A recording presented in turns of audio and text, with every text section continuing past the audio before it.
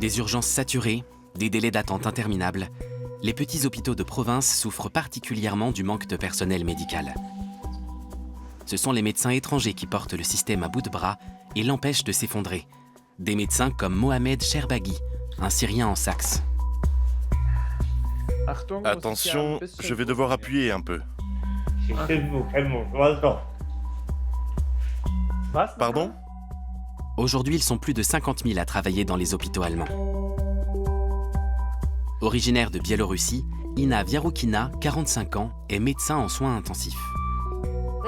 Si vous avez des symptômes, quels qu'ils soient, prévenez-moi, d'accord? Mais resteront-ils en Allemagne?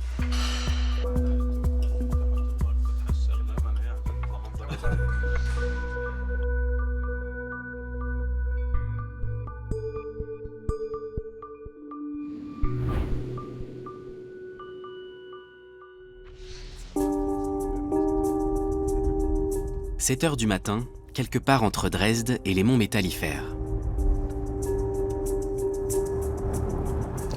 Tu as fait l'endoscopie? Oui, avec le docteur Fritsch. Et une biopsie? Oui, transœsophagienne. Tous les jours, Mohamed Sherbaghi a une bonne heure de trajet pour aller travailler. Alors il fait du covoiturage avec 2 collègues, syriens comme lui. Les jeunes médecins sont en poste à l'hôpital de l'arrondissement de Freiberg au fin fond de la Saxe, le seul établissement à 25 km à la ronde.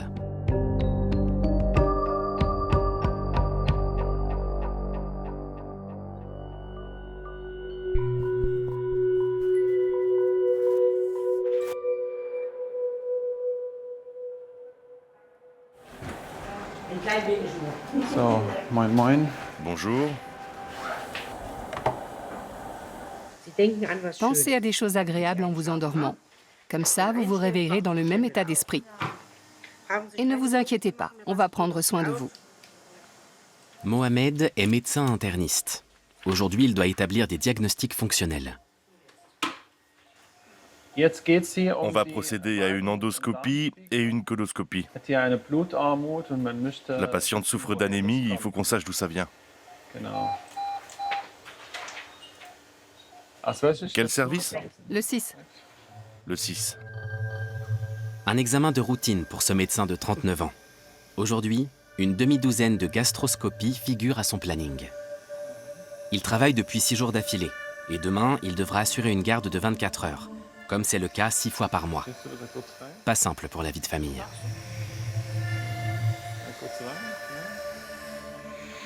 Ça, c'est le pylore. On continue dans l'intestin grêle.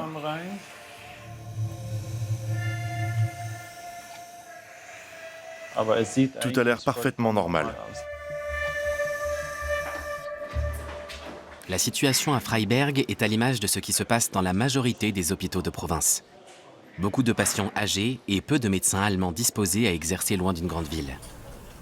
Mohamed se rend au service des urgences pour échanger avec son ancienne chef, le docteur Susanne Hiller, avec laquelle il a travaillé étroitement il y a quelques années.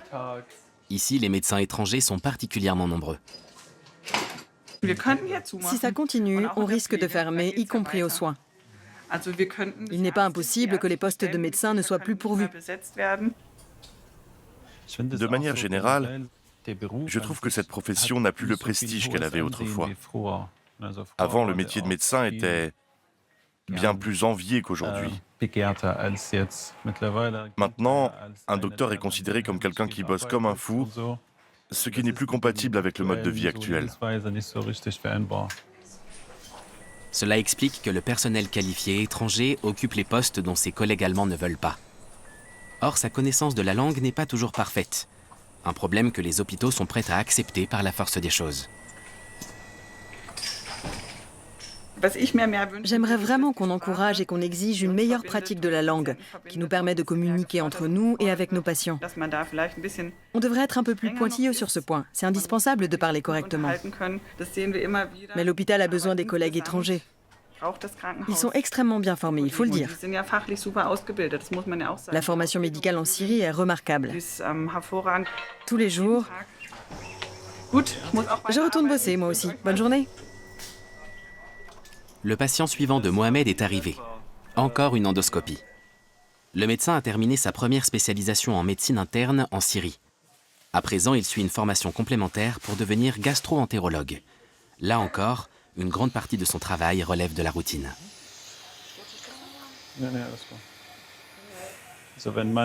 Quand on a fait 1 millier d'endoscopies, dans 90% des cas, on n'a pas de surprise.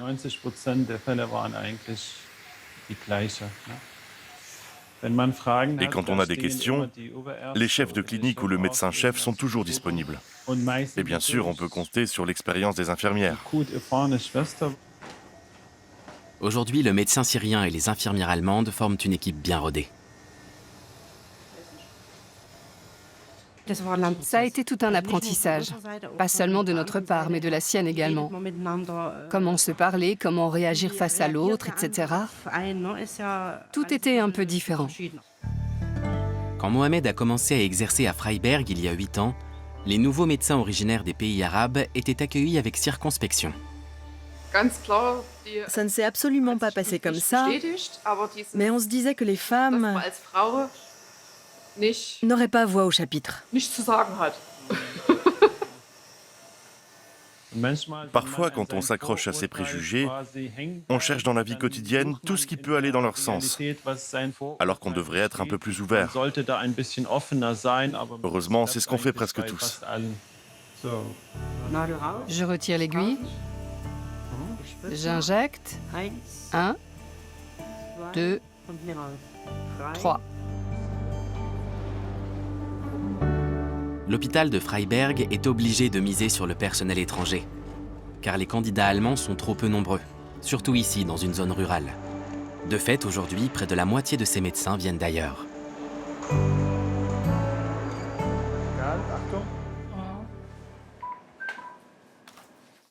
Ça fait longtemps que vous avez des problèmes rénaux? Non. Non? Parfait. Attention, c'est froid. Mohamed Sherbaghi travaille à la chaîne. La patiente suivante a rendez-vous pour une échographie rénale. En 2015, fuyant la guerre dans son pays, il s'est installé en Allemagne. 2 ans plus tard, son diplôme syrien était reconnu et depuis, il travaille à l'hôpital de Freiberg. C'est très bien ici. Je peux apprendre plein de choses. Évidemment, il n'y a pas de service de soins tertiaires. C'est un petit établissement et on est quand même limité. Mais ça me convient.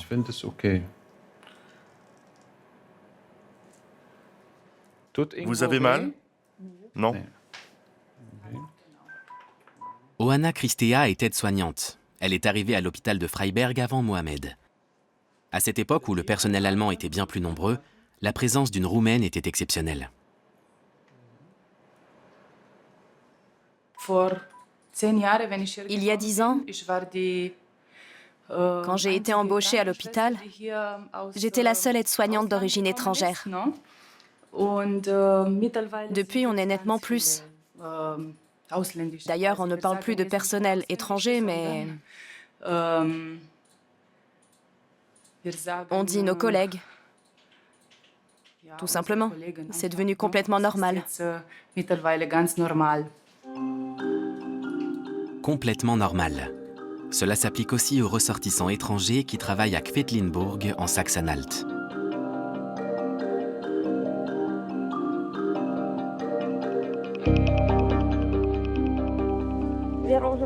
Vera est déjà levée, Sonia dort encore. Vera m'a demandé « Qu'est-ce qu'on doit faire, maman ?» J'ai répondu « Étendez le linge et sortez ».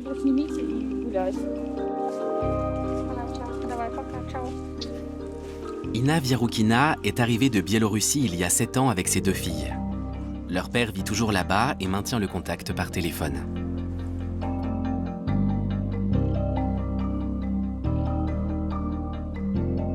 À l'hôpital de Quedlinburg, l'interniste fait office de bouche-trou dans les services en manque de personnel.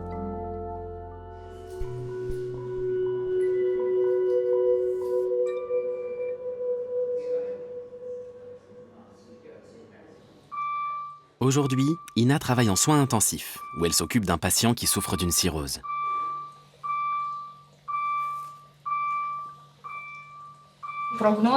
Très franchement, le pronostic n'est pas bon.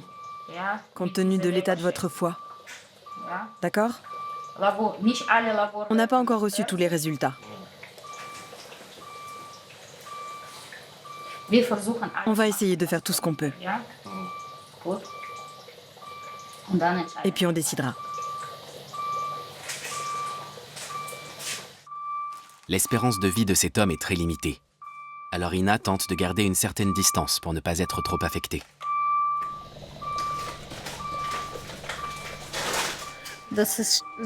C'est très dur. Mais honnêtement, dans ce genre de cas,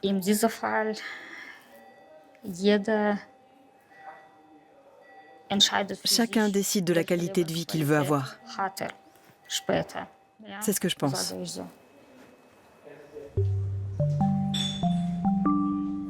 Elle a rendez-vous avec le docteur Matthias Vogt, le directeur de l'établissement, pour parler de la numérisation des dossiers, un travail qui lui incombe aussi. Mais le nouveau logiciel de dossiers médicaux électroniques bug.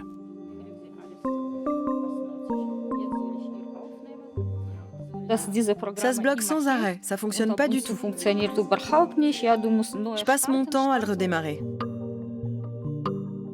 Pourtant, le logiciel est censé alléger la charge de travail du personnel. C'est une des stratégies mises en place par le directeur pour gérer l'ensemble des tâches avec un effectif réduit. Au total, il manque 6000 médecins dans les hôpitaux allemands.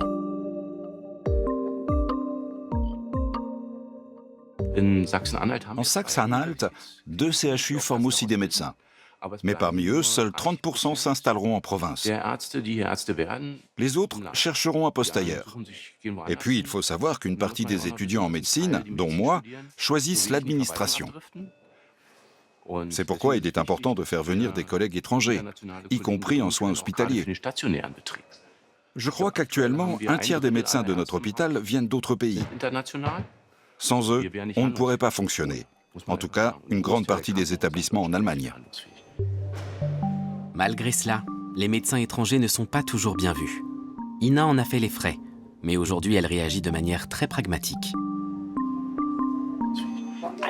Un jour, j'ai eu un souci. La patiente ne m'a rien dit à moi, mais elle a déclaré aux aides-soignantes qu'elle voulait un médecin allemand. J'ai répondu pas de problème, mais elle devra attendre. Néanmoins, ce genre de situation reste rare, et la majorité des patients la considèrent sur un même pied.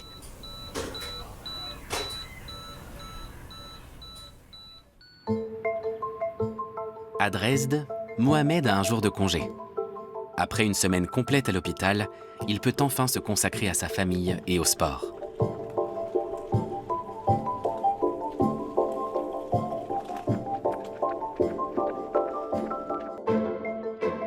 Sa femme Manuela est professeure d'allemand dans une université populaire.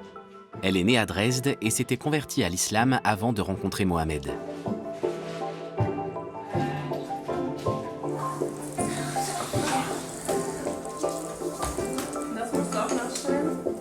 La mère de ce dernier est en visite et cuisine pour la petite famille. Des falafels, le plat préféré de ses petits-fils. Le fait que son propre fils soit devenu médecin est la réalisation d'un grand rêve. Il m'a donné beaucoup de travail. Elle est fière. Quand il préparait le bac, je me levais très longtemps avant lui pour tout préparer. En Syrie, le bac est un examen hyper dur. Personne ne s'en rend compte. J'allumais le chauffage pour qu'il n'ait pas froid pour réviser. Oui, c'est vrai. Plein de choses dépendent de cet examen. Elle se levait à 4 heures du matin. Elle chauffait la pièce et ensuite, elle me réveillait pour que je puisse travailler 2 heures avant d'aller en cours. Puis, quand je revenais, je bossais pendant 6 heures. Je lui faisais la cuisine. Oui, tout était prêt. C'était une année pendant laquelle... Je lui interdisais toutes les visites. Pendant 1 an, on ne reçoit personne, tellement le bac est dur en Syrie. Je l'attendais à la maison quand il était en cours. Pas de visite, tout tourne autour du bac. Les études sont très importantes dans la famille.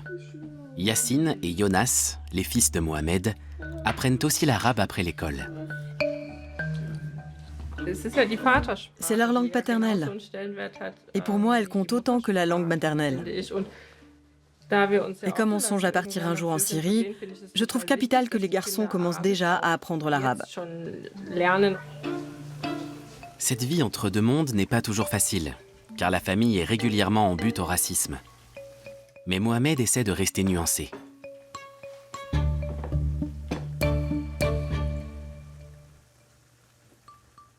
On ne peut pas dire toute la société est comme ça, parce qu'elle est composée d'individus. C'est vrai, le racisme en Saxe est une réalité. Mais pour ma part, je prends très rarement les transports en commun. Je circule en voiture. Et au travail, je suis le médecin. En revanche, Manuela Sherbaghi, une musulmane voilée, subit plus la xénophobie ambiante que son mari. Bien qu'elle soit 100% saxonne, née à Dresde, elle aussi réfléchit à partir en Syrie. Et elle n'est pas la seule.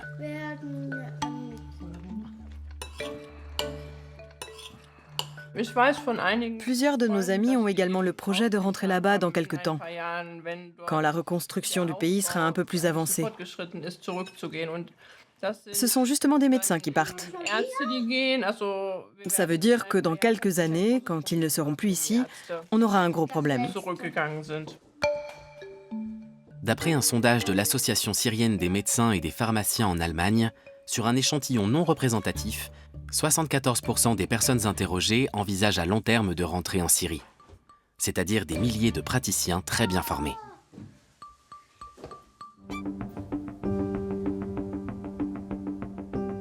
Le lendemain, à Kvetlinburg, l'état du patient qui souffre d'une cirrhose ne s'est pas amélioré. Le chef de clinique passe le voir.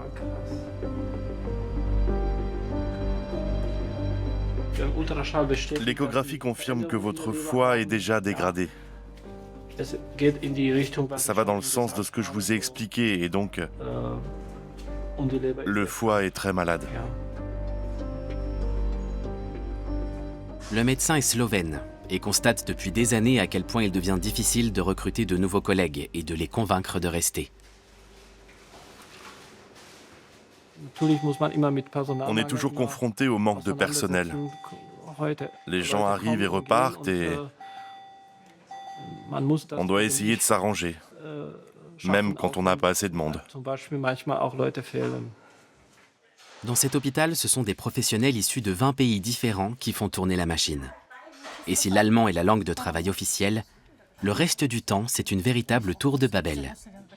Ainsi, Ina retrouve un peu de son pays natal avec une collègue russe. On parle toujours russe, parce que c'est une langue magnifique qu'il faut maîtriser. Je dis toujours que c'est un petit bout de mon pays ici. C'est pour ça que j'aime le russe et que j'aime le parler.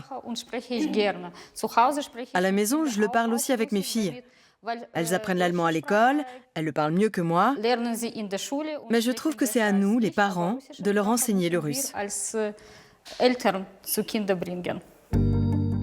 Ina elle-même a appris l'allemand la première année de son arrivée, tous les jours après le travail. Elle est satisfaite du résultat, même si ça coince parfois encore un peu.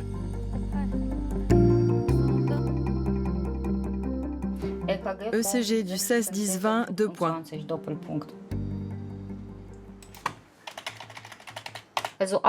Ça arrive qu'on ne transcrive pas ce que je dis, mais la plupart du temps, on me comprend et on me sort un texte correct.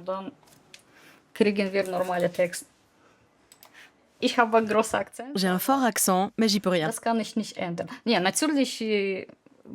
Évidemment, si je m'exerçais tous les jours avec un orthophoniste, ça s'arrangerait peut-être. Mais franchement, je ne vois vraiment pas ce que ça m'apporterait de mieux parler.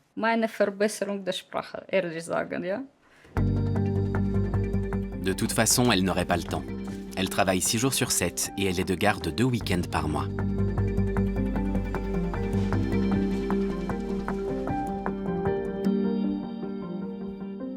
Ici, Ina est satisfaite de ce qu'elle gagne. En Biélorussie, elle touchait un salaire mensuel de 170 €. C'est d'ailleurs la raison pour laquelle elle a voulu tenter sa chance en Allemagne.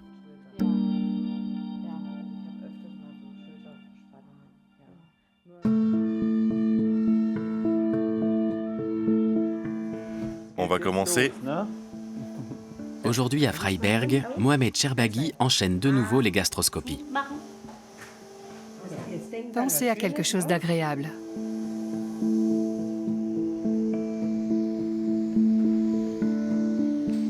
Le problème est que cette patiente s'alimente très mal. Elle n'a pas d'appétit et elle est très faible. Cela dit, je ne remarque rien de particulier.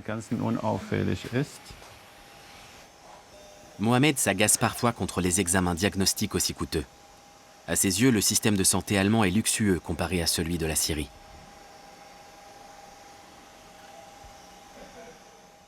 Je dois dire qu'on en fait beaucoup trop. On prend soin des gens, mais parfois, ça va trop loin. Bien, terminé. Le médecin ne comprend pas que les Allemands se plaignent systématiquement. Quand on n'a pas de point de comparaison ou qu'on ne sait pas comment ça se passe ailleurs, on peut avoir l'impression que c'est catastrophique ici. Mais c'est faux.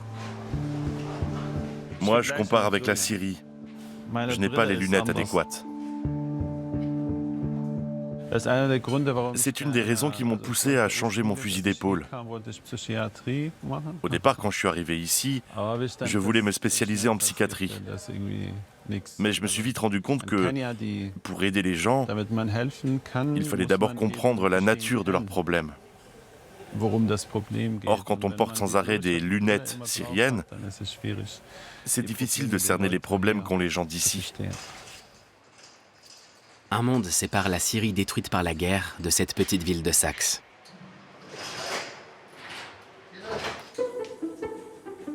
Le patient suivant a rendez-vous pour une échographie abdominale. Son âge et son patois local rendent la communication difficile. Attention, je vais devoir appuyer un peu. Pardon? Oui. Mais la qualité de l'air est mauvaise, non? Comment? L'air est mauvais. Je ne peux pas dire qu'il soit mauvais. Regardez, pour mon âge...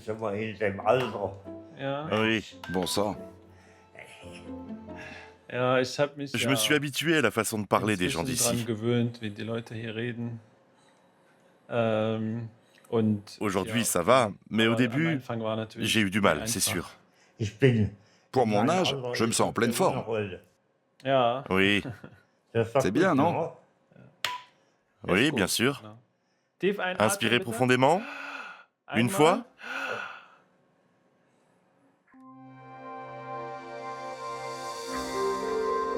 À Quedlinburg, Ina a terminé sa journée. Ses filles sont venues la chercher au travail. En ce moment, Sonia, 15 ans, et Vera, 9 ans, sont en vacances scolaires.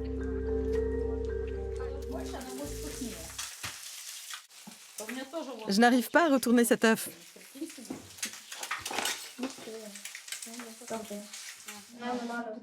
Le dîner est un moment sacré pour la mère et ses filles, obligées de se débrouiller seules dans la journée.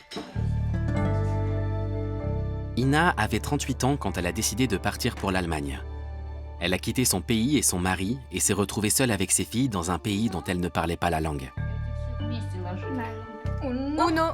Mais pour elle, c'était la seule solution, même si le quotidien entre l'hôpital et ses enfants est épuisant.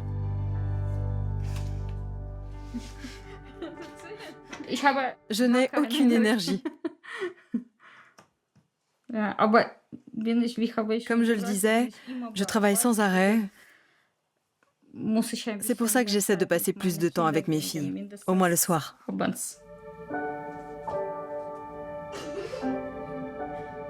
Elle a fini par s'habituer à ce grand écart permanent. Comparé aux conditions de vie difficiles en Biélorussie, Quedlinburg est le meilleur choix possible.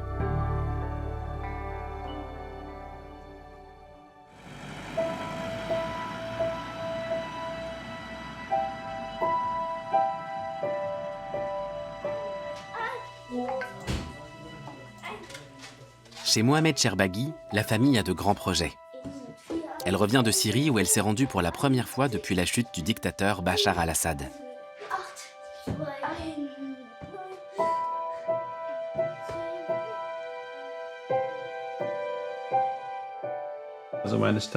C'est ma ville natale, Daraya, à 6 km de Damas.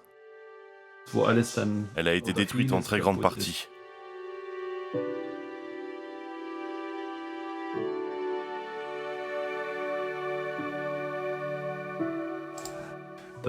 Ça, c'était étonnant. Sur les ruines de cette maison, les enfants faisaient du toboggan.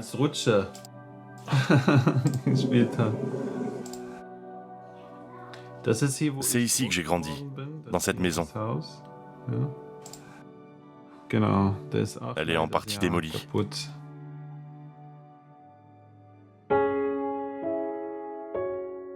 Malgré la destruction, le médecin et sa femme envisagent très sérieusement d'aller vivre en Syrie avec leurs enfants d'ici 1 an et demi, quand Mohamed aura terminé sa seconde spécialité.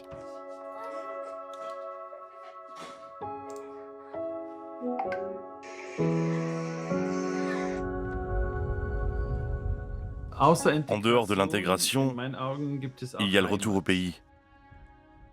Le pays, c'est l'endroit où personne ne te demande de te justifier ni d'expliquer ce que tu fais là et d'où tu viens. En Syrie, on ne me pose pas ces questions. C'est pour ça que c'est plus facile de vivre en Syrie. Le sentiment d'être chez soi et l'absence de réaction hostile. Pour Mohamed et Manuela, c'est finalement plus important que tous les agréments de la vie en Allemagne. En Syrie, ce sera peut-être même mieux qu'ici. Je suis surtout contente à l'idée de pouvoir mener ma vie de musulmane en toute tranquillité. De ne pas me faire agresser ni regarder de travers. Tout récemment, dans le tram, on s'est fait traiter de saleté. En Allemagne orientale, c'est normal. Mais avant que la famille ne parte s'installer en Syrie, Mohamed veut acquérir le plus d'expérience possible dans sa spécialité. C'est d'ailleurs pour cela qu'il va changer d'établissement.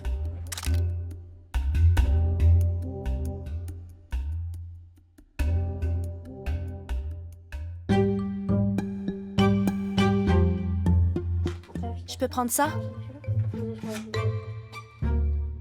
Jusqu'à présent, Inan n'a presque jamais été victime de propos ou d'attitudes xénophobes.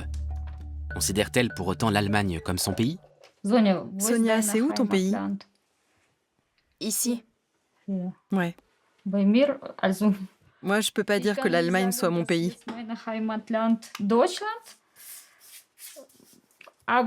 Mais je ne peux plus dire que la Biélorussie est ma patrie. Je suis entre les deux. Pour elle, il est clair que l'avenir est ici.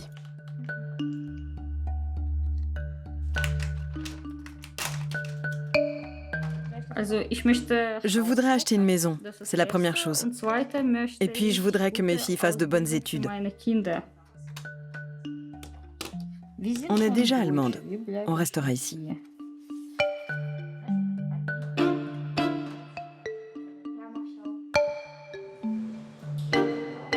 C'est le dernier jour de Mohamed à l'hôpital de Freiberg.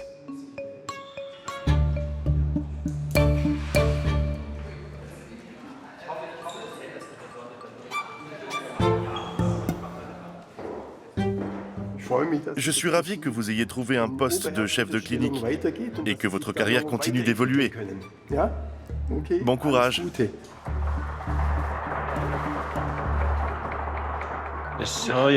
C'est fini ici. Dans une semaine, je commence comme chef de clinique à l'hôpital de Chemnitz. Dans 1 an et demi, j'aurai terminé ma formation complémentaire en gastro-entérologie. J'attends avec impatience l'étape suivante. Un chapitre tout nouveau s'ouvrira alors. Un médecin spécialisé et formé quittera l'Allemagne, un pays où il s'est intégré de manière exemplaire, mais où il ne se sent pas chez lui.